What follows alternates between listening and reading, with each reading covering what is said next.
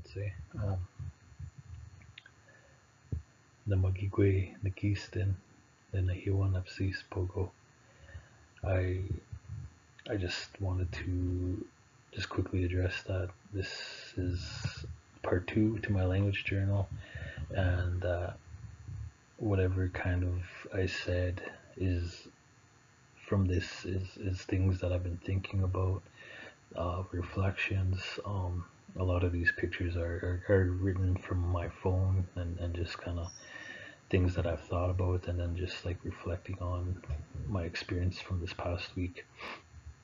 And so I will go through what I wrote, but a lot of it is in response to this past week and what I've learned. So they're just there for guides or prompts, but yeah, this is spiritual ecology of learning language.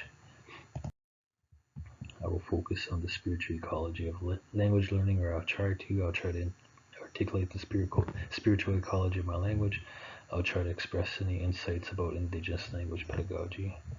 And like I said, is that I've done it this way in the Pechakucha form so that it just expresses more and talks more. It has been repeated throughout the camp, through many different people that speak the language. Don't give up. We will be lost if we lose our language. We will lose our identity. We will not know who we are without the language. We are delaying our identity to the land. It will not know us if we lose our language. The spirits will not know who we are if we don't know our language. The language is alive on the land, just like the land is alive. Um, and so just talking through that, understanding those are some deep words, deep thoughts.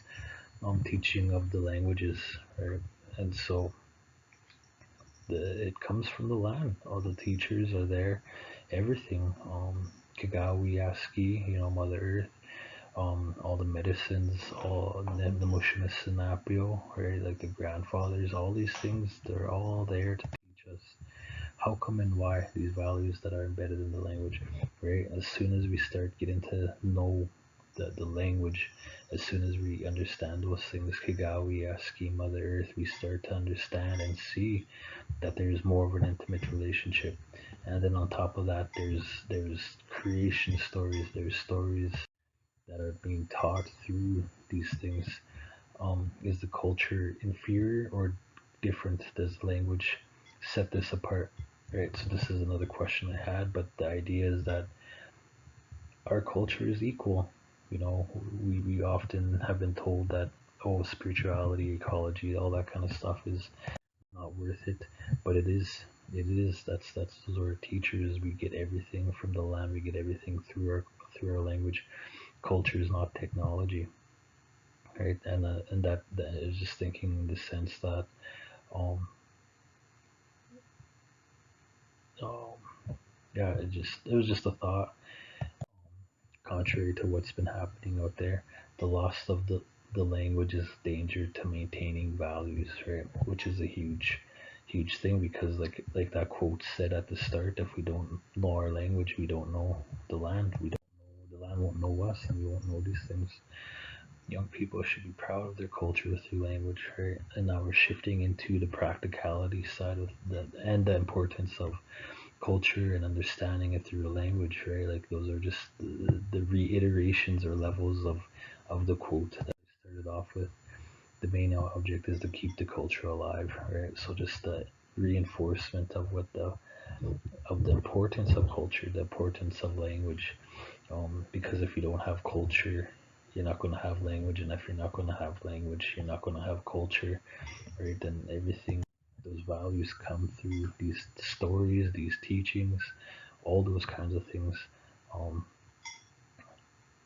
we should be um, we should find ways to make the student proud of their language so that they can utilize it, right? Finding different methods, but different teachings, different methodologies, kind of like what Curtis Pylon was saying, being militant. Um,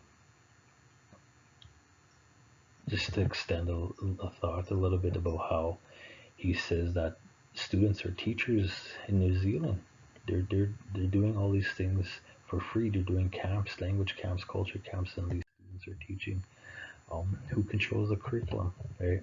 If we're within our context, the land does, the spirits do, Oswagan, Matutsan, um, Sundance, Rain Dance, all these laws that are already embedded in our knowledge systems. And understanding those things through our language is the development of our curriculum, of life curriculum. I said in our debriefing that life is a big ceremony and there's protocols to do good or bad, right? And we don't understand those things through the language. We understand those things through the land. Um, this is a tricky, but um, what I meant in this thinking is the reality is like, do we have students that just show up, get the marks, and go home, or do we teach the students that there's levels, there's layers to understand the language, that they make it meaningful, that it's just, oh, Tanse, oh yeah, that's just it. But Tanse, like Tanse Kia, how are you? Really meaning it, really having that emphasis. Why does language revitalization matter? What does it mean to a youth, right? So these come back to those quotes that I started with. If we don't know the language, we're not going to be known by the land. We're not going to be known by the spirits.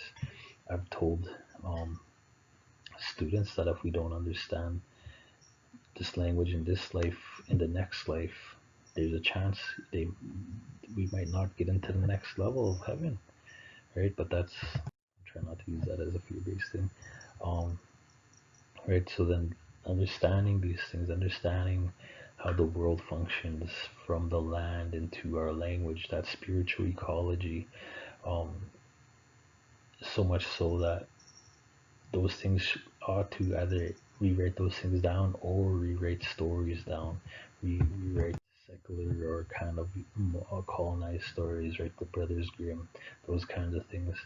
And that's what this is. The language should be written and published in Cree, right? So books about our laws, books about our these things that should be known. The Minister of Education, figuring out how to touch base with him, encourage publishing of our languages straight across the board, Minister of Education, or maybe even within Canada. Um, these things should be mandatory almost. Right. So I tried from the very start. My quote: "How did I focus on spiritual ecology of learning the language?" That we have to know it. We have to go through these ceremonies, understand these ceremonies, go to the ceremonies, be part of it so that we can understand the layers and levels, so that we can in turn learn the language, so that we, like, was I able to articulate, um, I'm still learning, and like I even started off with this saying, I don't know anything, right? My language is still at a point of learning, um, learning about indigenous pedagogy, right? Learning from the land, how does that look? And then how does that look for me as a teacher in North Central? Say, but right. So there's lots of thoughts, there's lots of ways, but all in all, I think what has to happen is ways to make the language and ways to make culture important, or that it's life, understanding, seeing that life, right? How the very first that other quote was that knowing that the language is alive, knowing just like the land is alive, knowing these things, and then going from inside to outside.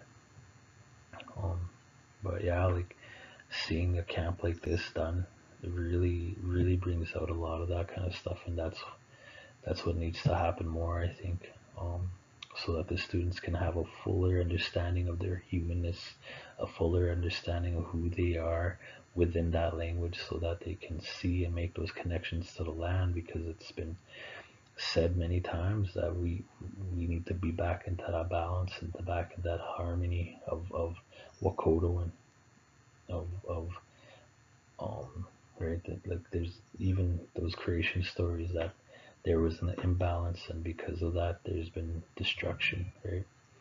So we got to come back to that, and that's through understanding that spiritual ecology, those connections through that spirit world. Say.